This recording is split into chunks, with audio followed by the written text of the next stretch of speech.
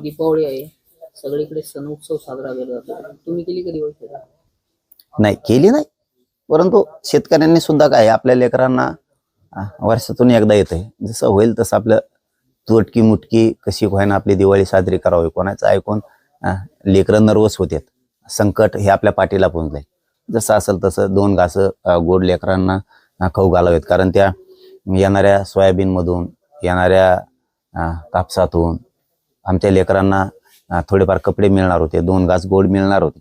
पण आता शेतकऱ्यांचे कुटुंबच उद्ध्वस्त झाले सगळे, आणि शेतकऱ्यांना मुद्दाम सरकारही निधी देत नाहीये, मदत करत नाहीये, मुद्दाम अडचणीत आणतंय, जाणून बुजून तात्पुरता आनंद देत आहे. यांचे कपडे आपल्याला सगळ्या शेतकऱ्याला शेतकरी नेत्याला एकत्र येऊन सरकारचे कपडे फाडावेच लागणार आहेत आणि शेतकऱ्याच्या सन्मानासाठी उभा राहावंच लागणार आहे.